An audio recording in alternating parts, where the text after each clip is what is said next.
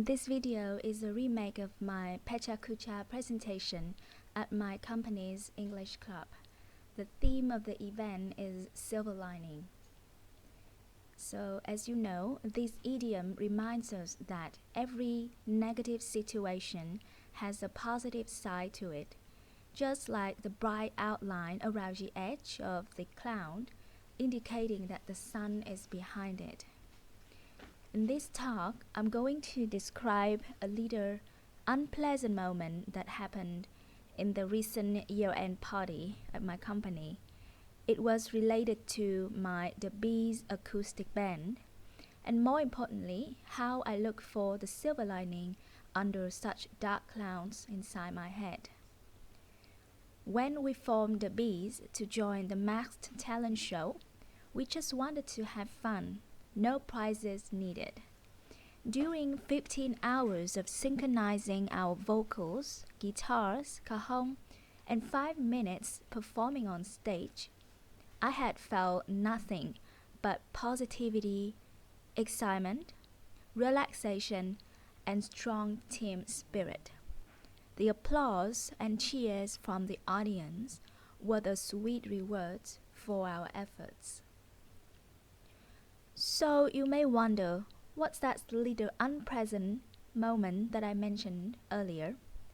In a nutshell, this was a competition, and so I started to notice some signs of negative thoughts and feelings when it was time for the announcement of top 3 winners, and unfortunately, we weren't among them. I felt even more nervous before the announcement than before coming on stage. By not winning any prizes, I felt sad, a little upset and dispirited. I subconsciously thought it would have been more fun if we had won, and I wasn't good enough to win. These dark clouds of thoughts and feelings occupied myself. I immediately lost interest in the rest of the event. I went straight home without joining the group photo shoot nor dancing to the DJ beats, which I would have done if I hadn't lost that night.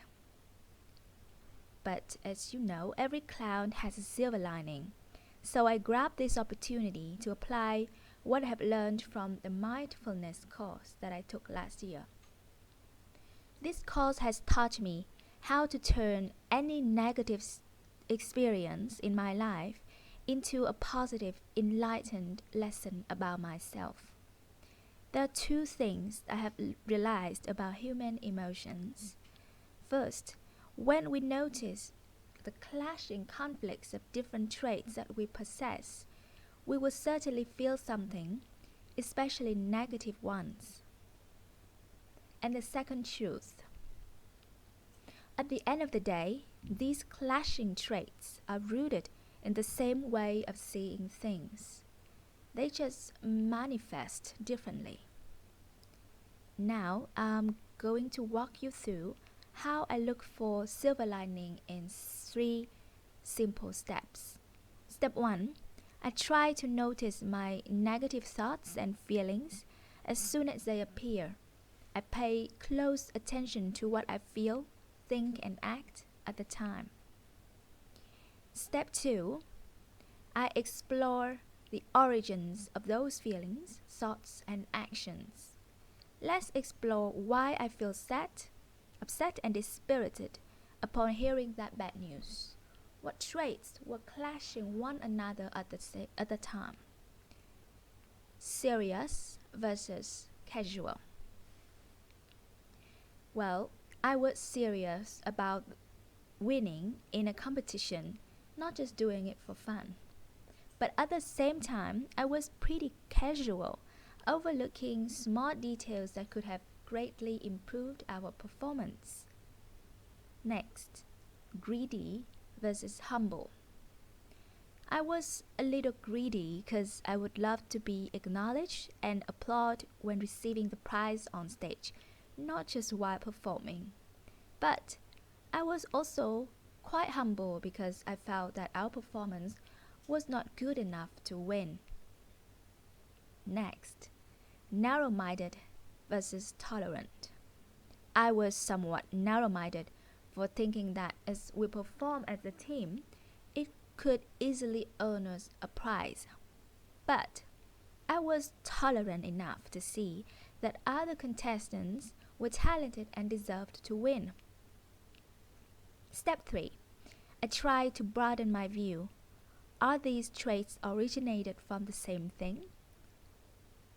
Inside both a serious and a casual person, is there a desire to do things one finds important? Inside both a greedy and a humble person, is there the desire to be recognized for what they find valuable? Inside both a narrow-minded person and a tolerant person, is there a respect for things they find important?